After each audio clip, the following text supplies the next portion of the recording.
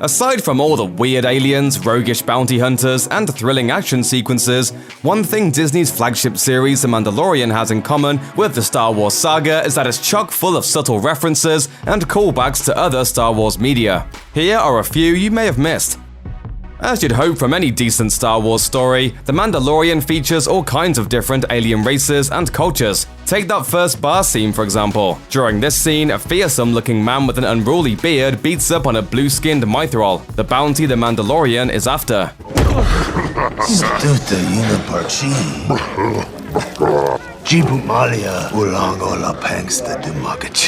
The guy then tries to pick a fight with the Mandalorian himself.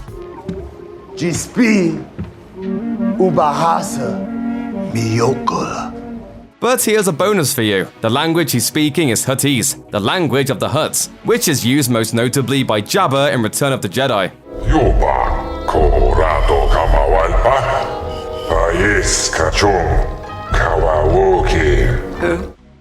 After the Mandalorian captures and carts off the Mythrol to collect the price on his head, the prisoner makes small talk with the stoic, silent bounty hunter back on his ship.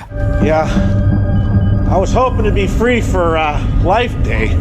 So what's Life Day? Well, it's the Star Wars universe's equivalent of Christmas, a time for celebrating and relaxing with loved ones. It was first introduced in the Star Wars Holiday Special, an infamous Star Wars-themed television variety show. The special follows Chewbacca's family as they watch futuristic TV and wait for him to arrive for Life Day. It even ends with Princess Leia singing a Life Day carol.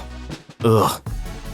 Life Day isn't the only Mandalorian callback to that unloved Star Wars Holiday Special. The show's protagonist also sports a distinctive weapon that should be familiar to longtime fans of a galaxy far, far away. It's a cool-looking apparatus with a heck of a past. In Boba Fett's first ever appearance during an animated sequence in the Holiday Special, he's packing the same weapon. It likely doesn't mean much as far as a connection to Fett is concerned, but it's a nifty nod to Star Wars lore that proves showrunner Jon Favreau is deeply invested in layering fan service into his series.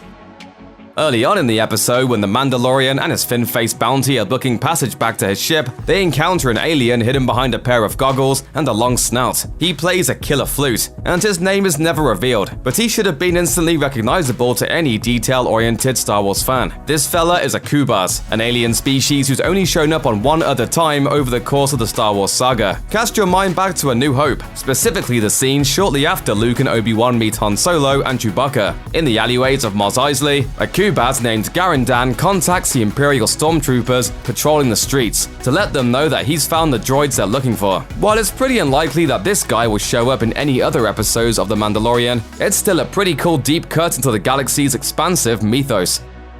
Of course, it goes without saying that The Mandalorian is full to the brim of droids. In one particular sequence, the Mandalorian walks through a marketplace. One of the objects he walks by is some kind of red and white R5 droid, which looks an awful lot like that red and white R5D4 drone from A New Hope. You know, the one with the bad motivator? Uncle Owen! Yeah? This R2 unit has a bad motivator, look! When the Mandalorian arrives at the fortified headquarters of the Client, he's also greeted by a round, red light-equipped droid tasked with security and gatekeeping tasks. And sure enough, that little fella looks just like the security droid Jabba the Hutt had installed on the front gate of his palace in Return of the Jedi.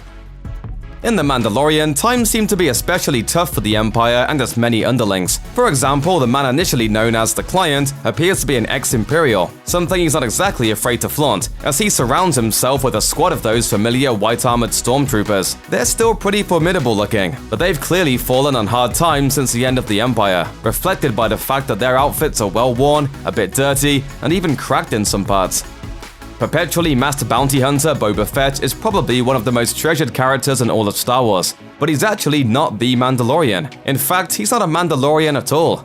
Confused? Luckily, the show appears set to teach casual Star Wars fans a little more about the Mandalorians as a culture. Not much is revealed in that first episode, but the protagonist does venture into some sort of special forge in order to upgrade his armor. Carrying a slab of Beskar steel that he acquired from the Client, he descends into an area where numerous other Mandalorians are shown, including one shadowy figure in the background who looks suspiciously like the long-dead Boba Fett. It's also in this scene that the show offers a few brief glimpses into the Mandalorian's past, specifically the attack that orphaned him as a boy and left him a foundling, the Mandalorian term for an orphan.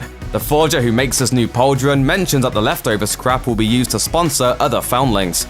The audience's first clue that, in addition to being a fearsome bounty hunter, this character may also be pursuing a nobler agenda. Until now, the Kowakian monkey lizard has had just one place in Star Wars canon, as the snickering pet of unsavory characters like Jabba the Hutt. They're mischievous, they're obnoxious, they seem well suited for villainy, and apparently they're delicious. Immediately after the Mandalorian gets his bounty assignment from the client, he walks through the marketplace of a desolate-looking little town, in which one familiar alien species stands out. Sucks for him too, because he's being spit-roasted while his horrified buddy looks on. Honestly, this is a fairly horrific moment, especially when you remember that these animals are intelligent enough to have a pretty well-developed sense of humor. But hey, that's the Outer Rim for you. Check out one of our newest videos right here, plus even more Looper videos about your favorite movies are coming soon. Subscribe to our YouTube channel and hit the bell so you don't miss a single one.